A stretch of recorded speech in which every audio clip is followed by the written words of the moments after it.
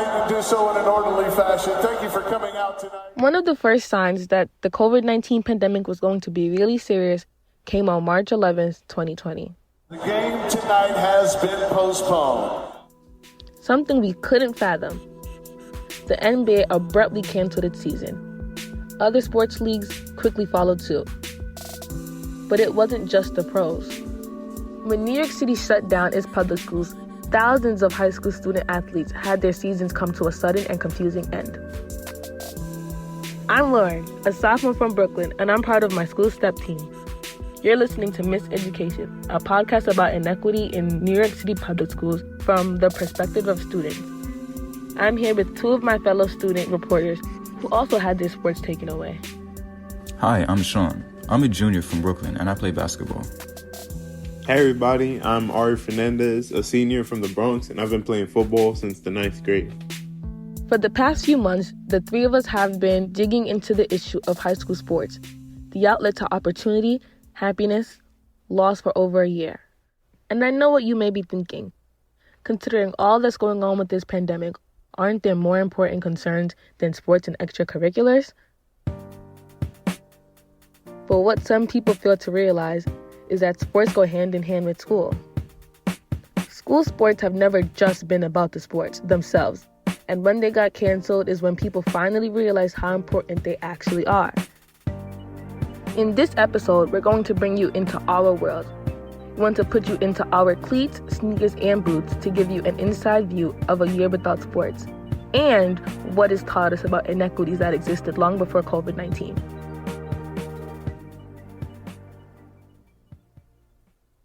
So Sean, before we dive in, can you give our listeners an overview of high school sports in New York City before the pandemic? Okay, when speaking on public high school sports in NYC, we gotta talk about the PSAL, or the Public School Athletic League. It offers dozens of varsity sports. Those sports include some obvious ones like baseball, tennis, and even basketball. But there are also sports like bowling, ultimate frisbee, and fencing. The PSAL provides sports for over 45,000 student athletes and over 400 member schools, making it the largest local school sports league in the country. Right? And there's actually way more than just 45,000 students when you factor in athletic activities that fall outside of the PSAL. I do step, and it's not part of the PSAL. Plus, lots of students participate in sports outside of school. But, and this is important, not every student has access to a sport of their choice. Can you elaborate? So let's take my school. We have 1,300 students and only 10 sports teams, 5 boys teams and 5 girls teams. But then there's schools like James Madison and other public schools in Brooklyn that have 3,500 students and a whopping 42 sports teams. I feel that too, Sean. I go to a teeny tiny school with 445 students, and all we have is basketball, soccer, and volleyball. That's it. Y'all making me realize how fortunate I am. See, I go to a small school in the Bronx with just about, give or take, 400 students. But it's in one giant building that houses about 7 other schools. Together, we make up the JFK campus, and we combine all 8 schools in the campus to make one sports program, the JFK Knights. In total, we have 30 sports teams, but that's a rare case, though. The other thing to note is that New York City small high schools tend to have predominantly Black and Latin students. Because of this, on average, Black and Latin students attend schools with an average of 10 fewer sports teams than their peers of other races. If this issue sounds familiar, that's because we covered it in Season 2 of Miseducation. We're going to come back to it later in this episode, but first, Sean, Ari, let's hear more about what sports have meant to you personally. Sports always played a big role in my life. My mom loves basketball. I grew up watching my older sister play tennis, soccer, fencing. So as a younger sibling, it was imperative for me to be more athletic than her. So I chose basketball. Well, in a way, basketball chose me. I found it boring at first, but one day when I was around 13 years old, me and my friends started playing and I could not win.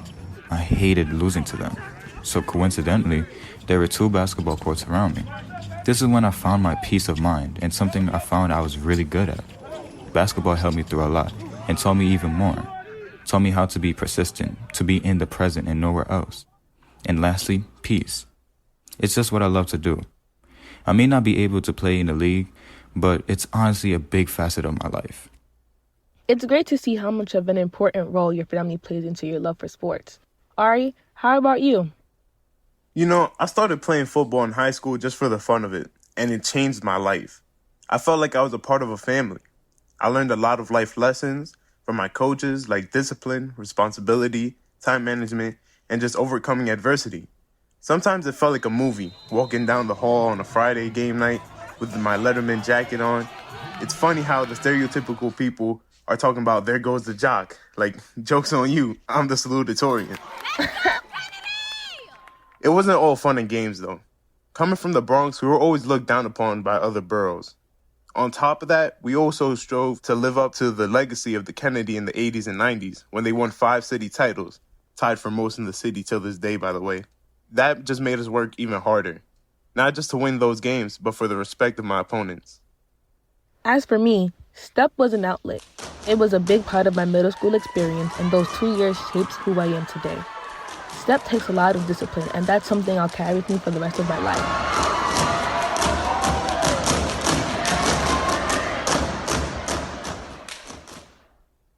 But then, last March, in the blink of an eye, everything stopped. We were locked in our houses, not competing, not having games, not having performances. So Ari, I know we've been really digging into the impact of not being able to play sports. To start, how has it affected you? It's been tough, you know, the uncertainty of never being able to play high school ball again. I know I didn't have control over it, so I did my best to keep my mind off it. Believe it or not, I got into writing poetry. And I'm even trying to relearn the violin, as hard as that is. But neither of those things filled the void. The closest thing I have to sports is volunteering coaching at a youth flag football league in Yorktown, New York, just north of the city. Defense, aiming in. Aiming in. You're Brendan. Noah, Ryan, out. Noah, go to Russian. Let's go. Wildcats on 3. 1, 2, 3. That's precious. And it's not surprising knowing how motivated you are. I mean, you're the guy who said we'd be able to finish the whole script in 1 week. But what about student athletes who aren't as naturally driven as you are? Yeah, so I actually spoke to my football coach about this. How has the lack of football affected our athletes as student athletes? Well, I think for some, football was the motivation to go to school, to do well, because they knew that if they didn't pass their classes, they didn't go to all their classes, they would not be eligible and they would not be allowed to play. I know of some who are not going to classes, who are not doing what they're supposed to be doing, and their academics is suffering.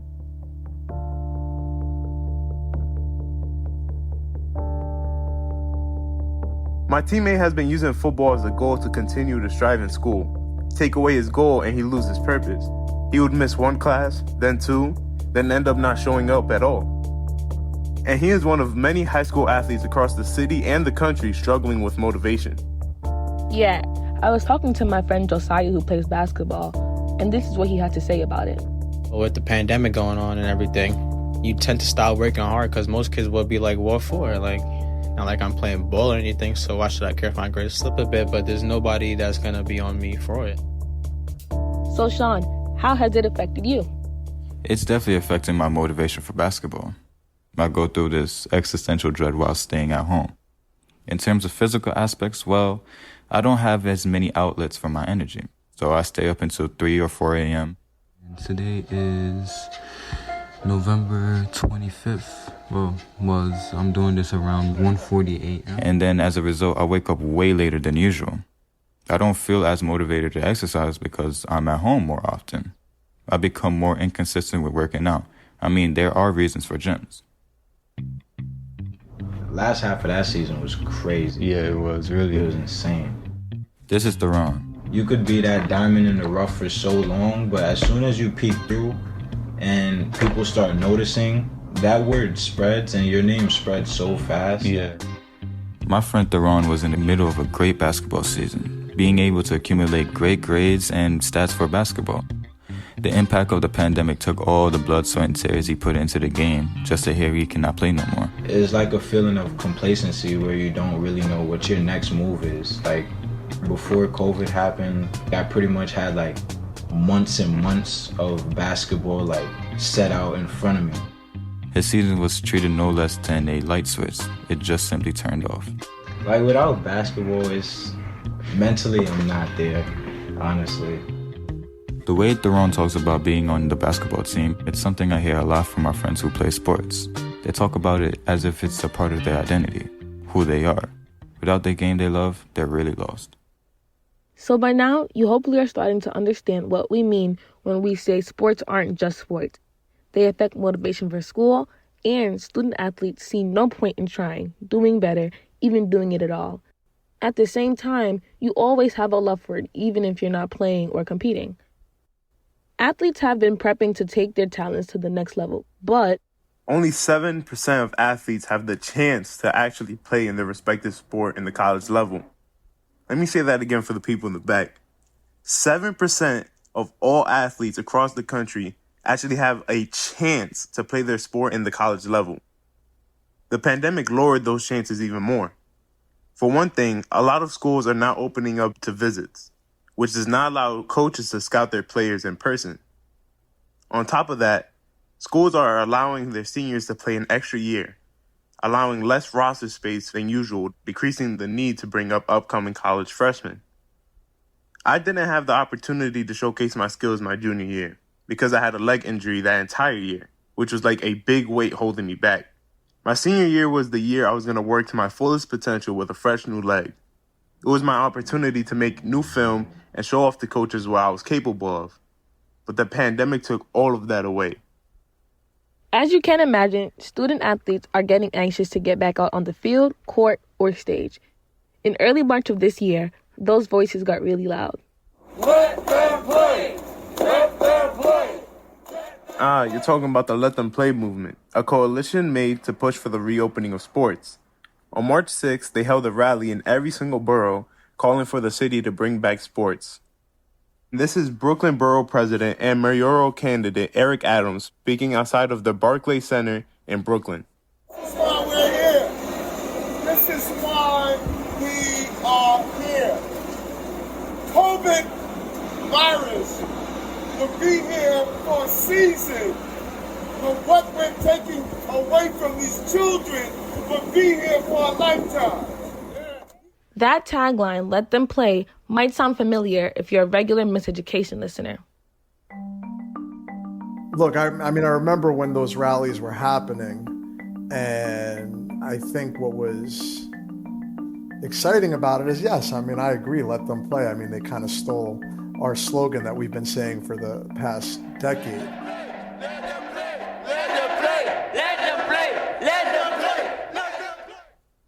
When we come back after this short break, we catch up with the former guest on the show. Hey listeners, I'm Taylor McGraw, Executive Director of The Bell, and I want to thank you for tuning in to the Miseducation podcast. Student journalism is more important than ever, and in New York City, perhaps surprisingly, there aren't many platforms like this for students to tell reported stories about the school system. If you believe in the importance of this work and their voices, please consider supporting us with a donation of any size at bellvoices.org/donate. Thanks. Back to the show. In season 2 of Miseducation, back in 2018, we did a story that featured an educator at a Bronx high school who has been fighting the DOE for years. His name is David Garcia Rosen. He's currently a dean and athletic director at the Bronx High School of Letters. David's grudge against the school system started as a small one. In the late 90s, he was a teacher at Marie Currie High School, and he wanted to help his students form a soccer team. And so, I did a little research and found out that you have to apply for teams and ask for teams and started to do that. So, I started reaching out to the PSAL and couldn't get phone calls back. And then, towards the end of the spring, they send us this generic letter saying, sorry, thanks for applying, but at this time we can't give you a girls' soccer team. When his application to the PSAL was denied, David didn't let it go. Here's a short clip from that 2018 episode. By this time, David had started his own research project to dig into the PSAL data. I literally thought I was going to compare small schools to big schools. I was going to say, here's a big school, they have 40 teams. Here's a small school, they have 0 teams. There's your problem. Let's fix this.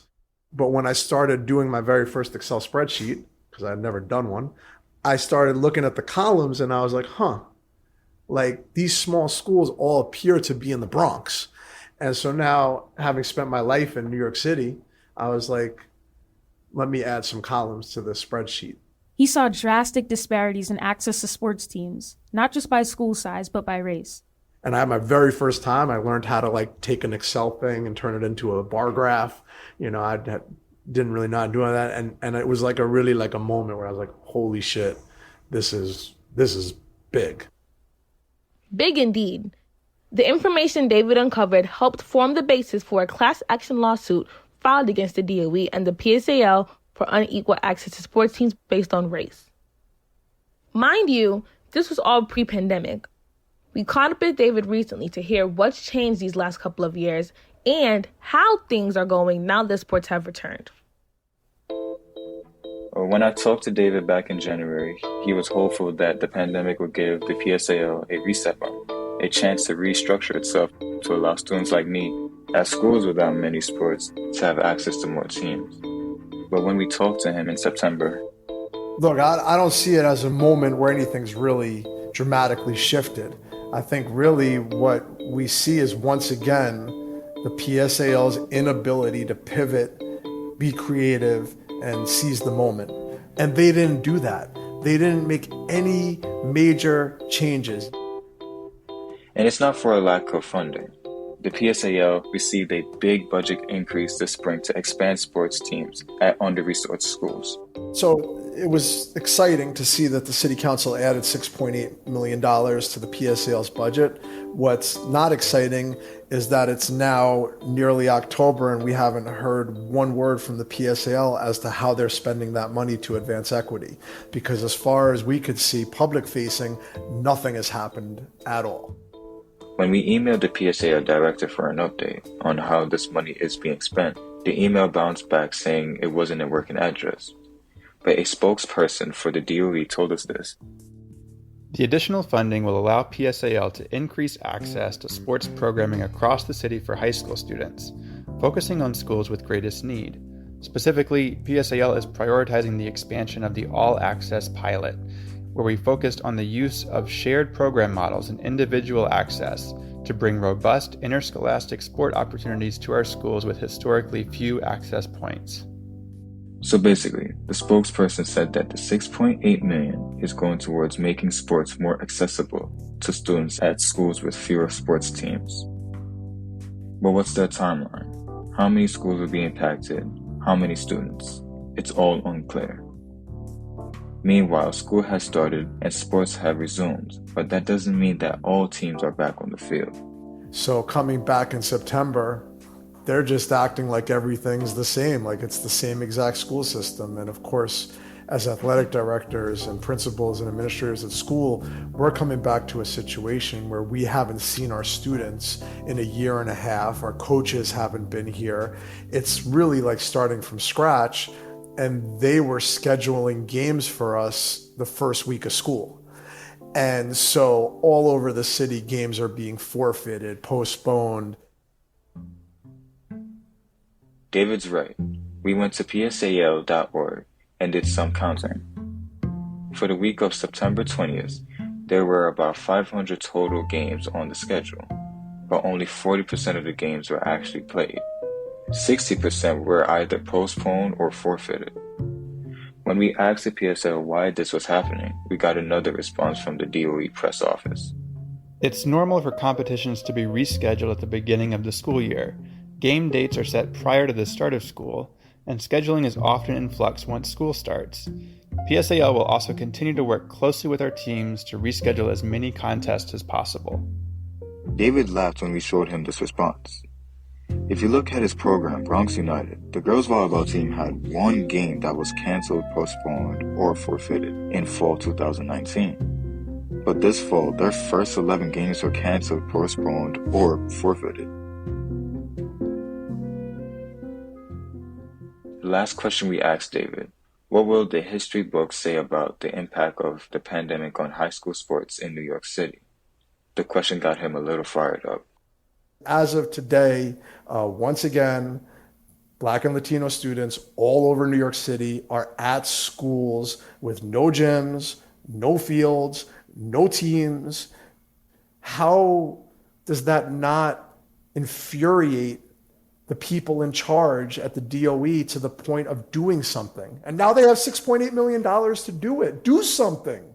And they don't understand the real life implications of it. They don't see the kid that didn't graduate because he didn't have the chance to play soccer. So for every day that they allow students to be in buildings with no sports, they are allowing students to not graduate. They are allowing students to have outcomes that are poor, that didn't need to happen if they would prioritize soccer and basketball in the South Bronx the same way they've prioritized golf, badminton, and table tennis in Staten Island. But they still won't do that today.